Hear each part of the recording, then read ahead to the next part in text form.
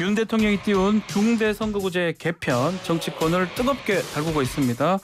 수도권 의원들은 수도권 의원대로 또 영남의 의원들은 영남 의원대로 속내가 많이 복잡한 상황입니다. 이와 관련해서 민주당의 오선 중진 의원의 입장은 무엇인지 또 어떤 논의가 앞으로 이루어져야 될지 직접 한번 들어보겠습니다. 안민석 의원 스튜디오에 직접 나오셨습니다. 안녕하십니까? 네, 안민석 의원입니다. 새해 복 많이 받으십시오. 네, 새해 복 많이 받으십시오. 바로 질문 한번 드려보겠습니다. 대통령 조선일보 인터뷰에서 언급했던 중대선거구제 개편, 이게 지금 여러 가지 얘기가 지금 나오고 있는데 민주당의 공식 입장은 지금 아직 없는 것 같은데 약간 긍정적인 것 같지는 않다는 생각도 들기도 하고요. 어떻게 지금 보고 계십니까? 한 세 가지 정도 기류가 있는 것 같습니다. 첫째는 좀 비판적인 입장. 이것은 소선구제가 나름대로의 장점도 가지고 있다. 그렇죠. 그리고 완벽한 제도라는 건 없는데 우리가 손해 보면서까지 이걸 받을 필요가 있느냐, 비판적인 입장. 두 번째는 찬성이거나 긍정적인 입장. 네. 이것은 정치개혁 대의에 손해를 보더라도 적극적으로 우리가 받아야 된다. 네. 그런 입장들이 있고요. 이미 지난해 몇몇 의원분들이 중대선거구제 관련 법안을 발의하셨거든요. 그렇죠. 이분들 중심으로 긍정적인 입장. 그다음에 좀 유보적인 입장. 아마 여기에 아마 지도부 내지는 이재명 대표까지도 그런 입장인 것 같아요. 유보적이다. 네. 예. 저는 세 번째의 스탠스가 지금은 맞다고 봅니다. 왜냐하면은 총선을 앞두고 대통령이 던진 이 폭탄에 우리가 성급하게 입장을 정리할 필요는 없다. 그리고 이건 워낙 20년이나 된 아주 오래되고 해묵은 그러나 반드시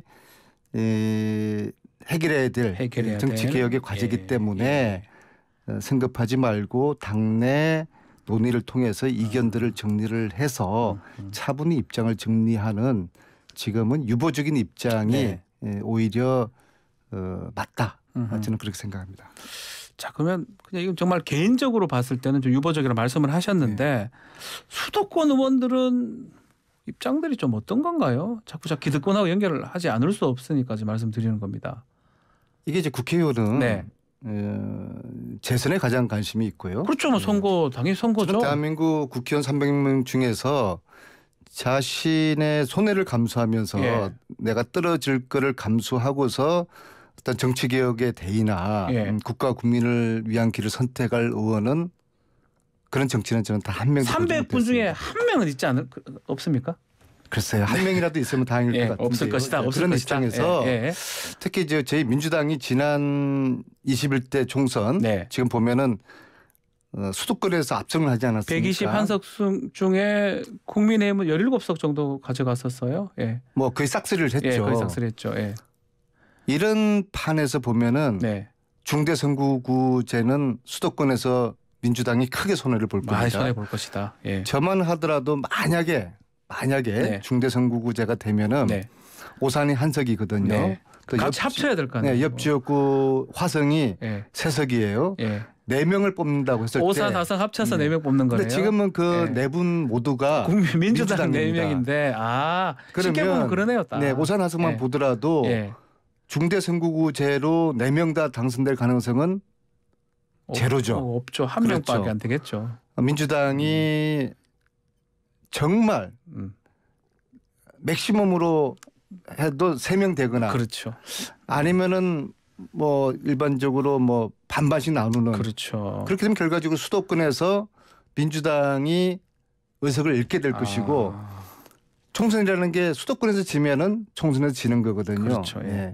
여기에 저희들의 딜레마가 있는 것이죠. 그러니까 정치개혁이라는 대의와 명분을 쫓을 것인가 아니면은 실리를 택할 것인가 그런 지금 고민의 지점에서 의원님들이 혼란스럽고 또 이견이 있을 수밖에 없죠.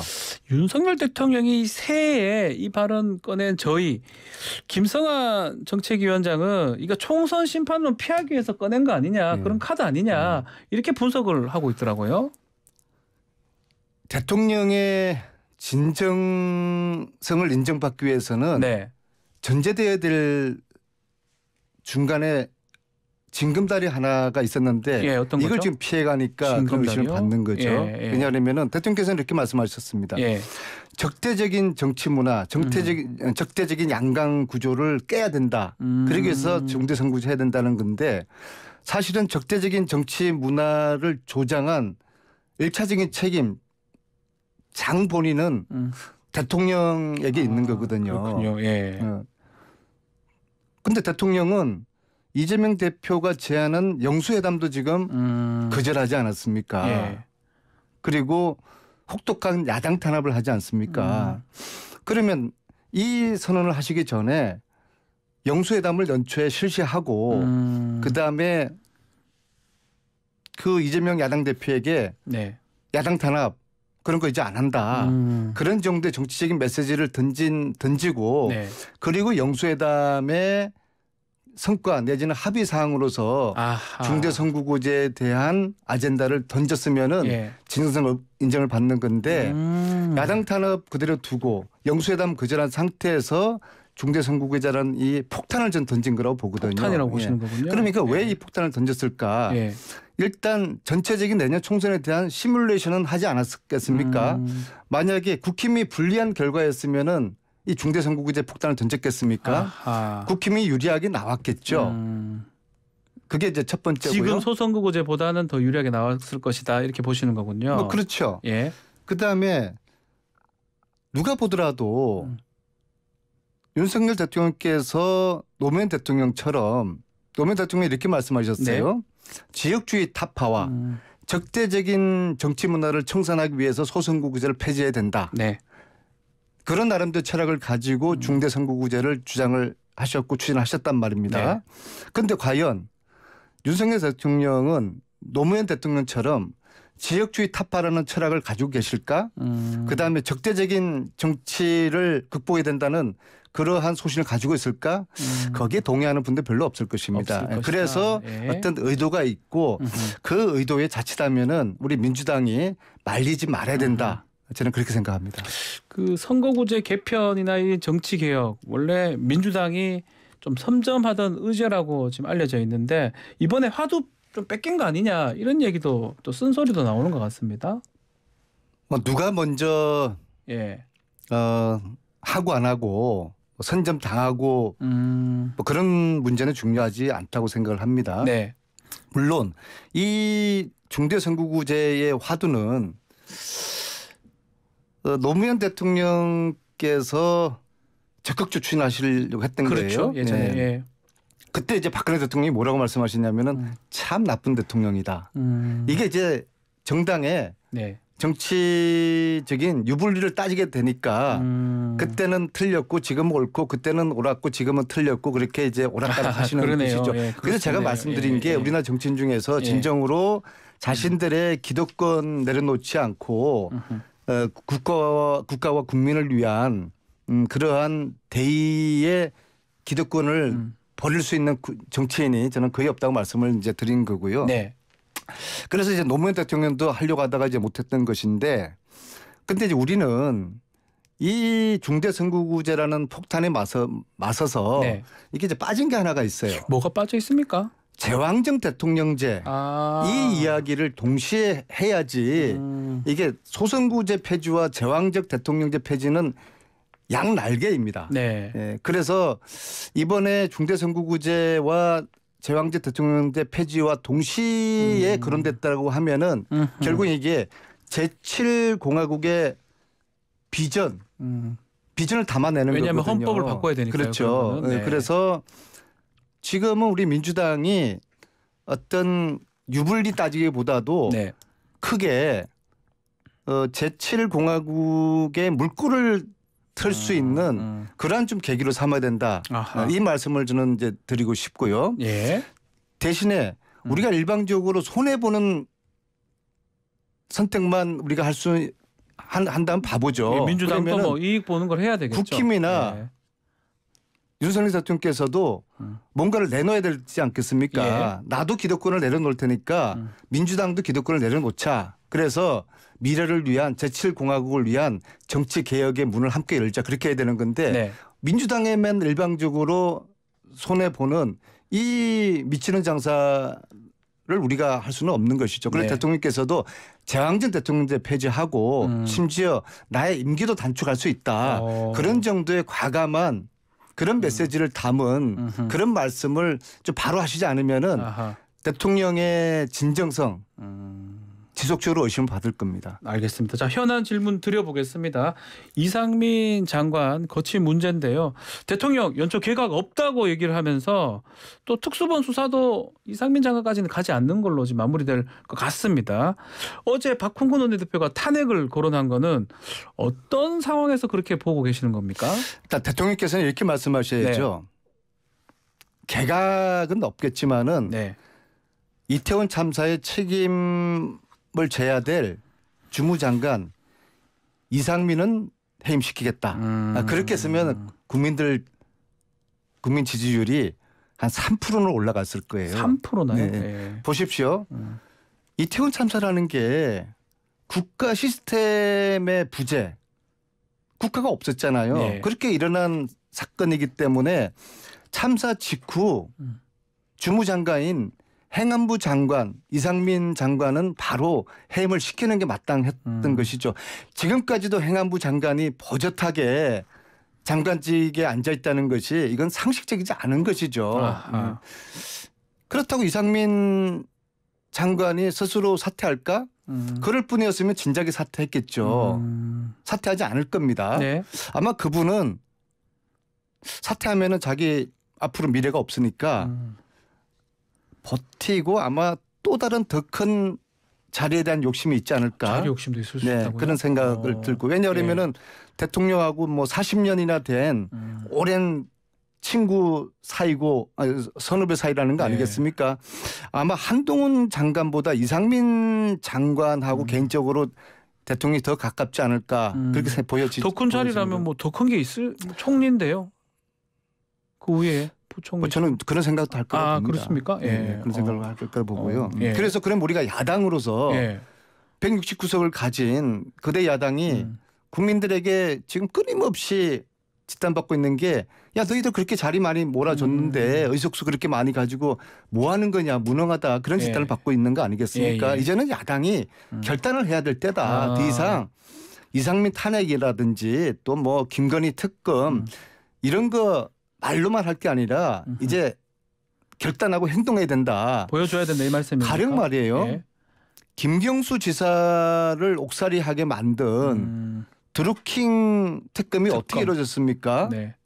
그 당시 김성태 당시 원내대표의 단식 농성을 통해서 당시에 야당이 특검을 쟁취한 거예요. 네, 저는 박홍근 원내대표께서도 더 이상 말로는 이게 굉장히 심각한 문제지 않습니까? 참사에 대한 책임 안 지고 또 주가 조작에 관여한 대통령의 부인에 대한 특검 더 이상 말로만 하지 말자.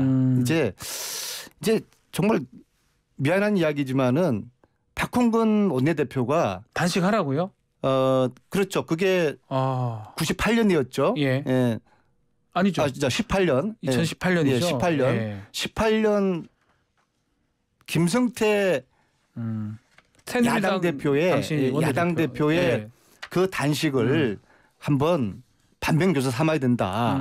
야당은 말로만 하는 게 아니에요. 행동으로 선명하게 맞설 때 국민들이 지지할 수 있을 거 아니겠습니까? 그래서 그런 우리 지도부가 결단 내려야 된다. 좀 부끄러운 이야기지만은 김성태 원내대표의 당시에 단식 농성을 우리가 잘 들여다 봐야 된다. 그런 말씀 드리고 싶습니다. 그 지금 말씀하신 게 이상민 장관 탄핵 그 다음으로 김건희 여사 특검 특별 특검법 얘기인데 지금 특검법 추진 사항은 어떻게 됩니까? 그것도 계속 뭐 말로만 있고요. 말로만 하고 있다. 이거 보십시오. 사실은 정말 저라도 오늘 아침에 오면서 야 이거 이태원 국조 청문회 이렇게 보니까 자칫하면은 면죄부 청문회가 될 것 같아요. 맹탕 청문회가 될 것 같아요. 여당은 여당대로 진실을 가리고 야당은 야당대로 뭔가 새로운 사실이라든지 현장 속의 어떤 진실의 퍼즐을 그동안 조사를 해낸 그런 게 별로 안 보이거든요. 그러면은 이게 국조가 뭐하러 했습니까?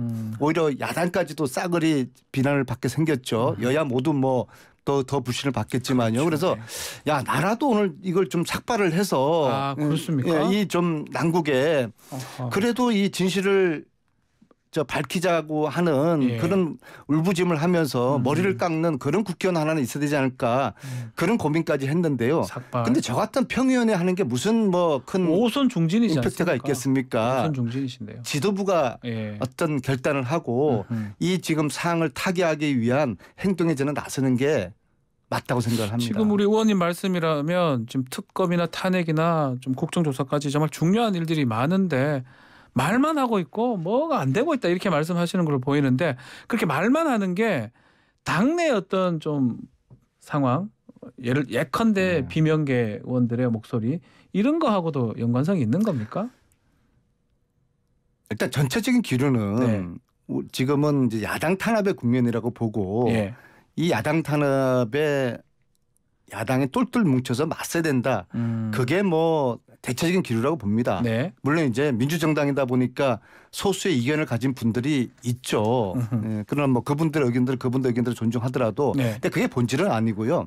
저희들이 여당 생활 5년 하는 동안에 그대 초식 공룡이 돼버렸어요. 공룡, 초식 공룡, 뭐 먹지도 못하는 착한 아이 컴플렉스를 가지고 있어요. 풀만 먹는 초식 공룡. 그래서 이게 야당이 되는 순간 전투태세로 전환을 했어야 되는 겁니다.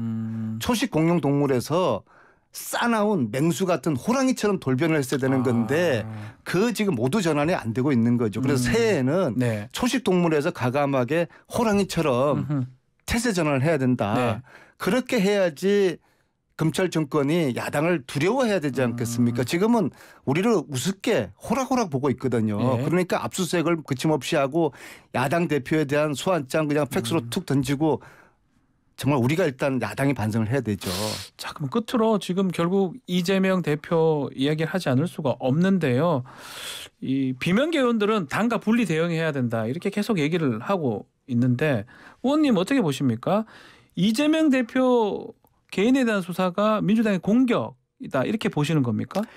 이게 크게 보면요.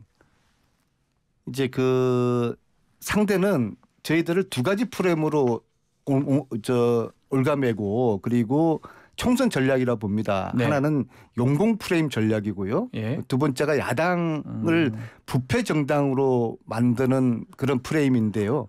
이런 속에서 야당 대표에 대한 이런 무리한 수사라든지 심지어 노웅래 의원 수사도 그런 차원이라고 보거든요. 그렇다고 그러면 우리가 크게 이 야당을 부패 정당화시키는 이 프레임에 대해서 이 프레임을 우리가 깨야 되는 거죠. 이걸 깨기 위해 가지고는 민주당이 똘똘 뭉치지 않고서는 이 프레임이 깨지겠습니까? 저쪽은 강력한 검찰 권력으로 야당을 탄압하고 있는 것인데요. 그래서 이런 시기는 개인의 다른 이견은 좀 자제할 필요가 있다. 그리고 저쪽이 우리를 짓밟고 유린하는데 우리는 어떻게 됩니까? 죽기 살기로 맞설 수밖에 없는 것이죠. 알겠습니다. 자, 시간이 다 돼서 다음에 한번 다시 또 질문들을 나중에 한번 드려보겠습니다. 오늘 말씀 여기서 마무리하겠습니다. 고맙습니다. 네, 고맙습니다. 안민석 더불어민주당 의원과 함께했습니다.